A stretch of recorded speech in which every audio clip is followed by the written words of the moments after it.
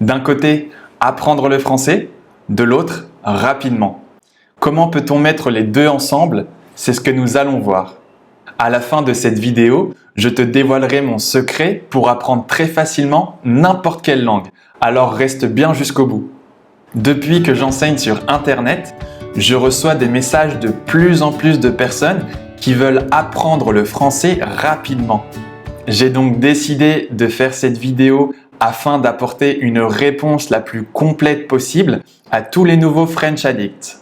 Si tu ne me connais pas encore, moi c'est Farem. Je permets à de plus en plus de personnes de commencer ou de recommencer le français grâce aux différentes leçons que je poste chaque semaine sur ma chaîne YouTube. Une chose très importante à faire, c'est de t'abonner en activant la cloche. Tu recevras ainsi mes prochaines vidéos lorsqu'elles seront mises en ligne. Ça permet de faire comprendre à YouTube que mon travail te plaît. Comme je le disais, je reçois beaucoup de questions sur la langue française. Mais la question qui revient le plus souvent est la suivante. Comment faire pour apprendre le français rapidement? Lorsque tu apprends le français ou n'importe quelle autre langue, il est préférable de ne pas penser à la vitesse. Pourquoi? Parce que, à moins que tu souhaites seulement un apprentissage superficiel de vocabulaire pour une situation bien précise, on ne peut pas apprendre une langue rapidement. J'ai personnellement consacré plusieurs années à apprendre un certain nombre de langues étrangères à des niveaux différents et de différentes manières. Et je peux dire avec certitude que l'adverbe rapidement ne doit pas être utilisé pour parler des langues étrangères. Pour apprendre une langue, il faut aussi s'immerger dans la culture du pays dans lequel elle est parlée. Nous savons tous que la langue et la culture sont inséparables. Par ailleurs, je ne pense pas que toutes les personnes soient égales les unes par rapport aux autres face à l'apprentissage d'une langue étrangère. Je ne veux pas devenir impopulaire en disant ça, mais il est clair qu'il y a des gens qui ont plus de facilité à faire certaines choses que d'autres. Et c'est quelque chose de bien réel. Je pense être objectif en disant ça. Il y a des personnes qui sont plus à l'aise avec les matières scientifiques et d'autres qui ont plus d'affinité avec les sciences humaines. De même, certains sont très bons d'un point de vue sportif et d'autres sont très doués dans des domaines artistiques. Pour expliquer cela, il faut différencier l'inné et l'acquis. L'adjectif inné est utilisé à propos d'une caractéristique ou d'un don qui est déterminé par la génétique. Il est employé essentiellement pour parler des traits de caractère que certains individus développent pour telle ou telle activité culturelle ou sportive. Ce qui en revanche relève de l'acquis chez l'homme, ça va être notre éducation et notre apprentissage. En gros, notre culture. Faisons une petite comparaison entre l'apprentissage d'une langue étrangère et l'apprentissage de la musique. Dans les deux cas, ton cerveau te sera éternellement reconnaissant de le maintenir en bonne forme. Par ailleurs, des expériences pédagogiques menées dans certains pays asiatiques montrent que si on met un violon dans les mains d'un enfant de 3 ans, il arrivera toujours à en tirer quelque chose, même sans apprentissage du solfège. On se rend donc compte que l'aspect inné a une réelle importance. Ah oui, le solfège, pour ceux qui ne savent pas, c'est l'étude de base de la musique et de sa notation. À l'inverse, certains jeunes enfants arrivent à obtenir spontanément d'un instrument de musique des performances qui stupéfient leur entourage. C'était notamment le cas de Mozart, qui a appris à déchiffrer une partition et à jouer en mesure avant même de savoir lire, écrire ou compter. Mais ces prodiges ne deviendront éventuellement des virtuoses qu'avec beaucoup de travail, ce qui nous amène directement à l'importance de l'acquis. En ce qui me concerne avec ma guitare, je n'étais vraiment pas bon quand j'ai commencé. Puis je me suis mis en tête d'apprendre par moi-même et avec du temps et de la persévérance, j'ai réussi à dépasser mes limites.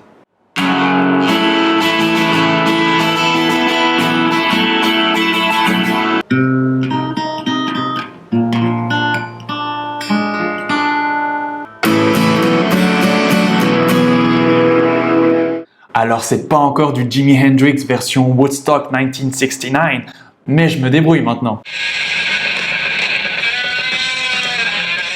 J'ai simplement eu besoin de motivation et de patience pour atteindre le niveau que j'ai.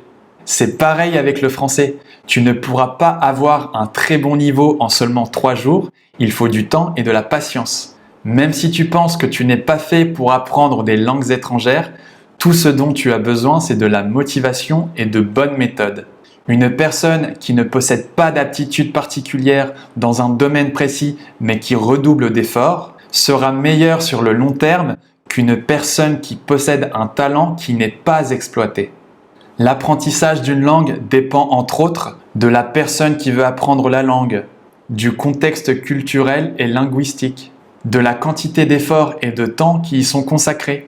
Et ce ne sont là que des exemples. Très souvent, les étudiants se concentrent sur ce qu'ils veulent réaliser, et c'est très bien dans certains cas. Mais dans le cas de l'apprentissage et de la pratique des langues, il est important de savoir que tu n'apprends jamais une langue dans sa totalité. Les langues ne cessent d'évoluer. Nous devons constamment étudier et nous mettre à jour, et c'est aussi le cas pour notre langue maternelle. Ainsi, lorsque tu commences à étudier le français, comme toute autre langue, ne le considère pas comme une boîte fermée dont tu dois étudier le contenu, un contenu fini. La vérité est que les langues sont des boîtes ouvertes que l'on n'a jamais fini de remplir. Ne réfléchis pas trop à ton objectif final, parce que tu finiras de toute façon par y arriver avec le temps et de bonnes méthodes. Il est plus important que tu concentres ton attention sur le processus qui te permettra d'atteindre ton objectif, sur comment obtenir le résultat final. Tu peux progresser rapidement si tu es régulier dans ton apprentissage. Mais si tu veux apprendre le français en 2 semaines, ma réponse est « tu ne peux pas le faire ». À moins que tu ne sois un génie, évidemment. Il est préférable de te mettre dans l'univers de la langue française pour en faire une habitude qui s'installe progressivement. Tu peux pour cela commencer à écouter des musiques en français, à regarder des films en français, ou alors à écouter mon podcast en français.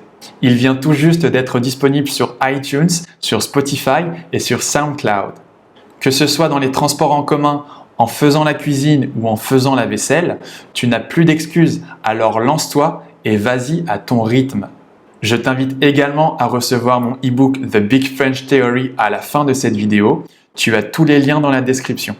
Je t'avais promis de te révéler mon secret pour apprendre très facilement n'importe quelle langue et le voilà. Le français est une langue qui ne doit pas être apprise par obligation mais par passion. C'est la clé pour réussir. Ça transforme petit à petit cet abondant travail d'apprentissage en agréable plaisir d'apprendre. Et tout est plus facile par la suite. Alors prends le temps qu'il te faut, mais surtout, amuse-toi quand tu apprends. Pense à mettre un j'aime sur cette vidéo si tu as apprécié mes conseils, ça fait toujours plaisir et ça ne prend que quelques secondes.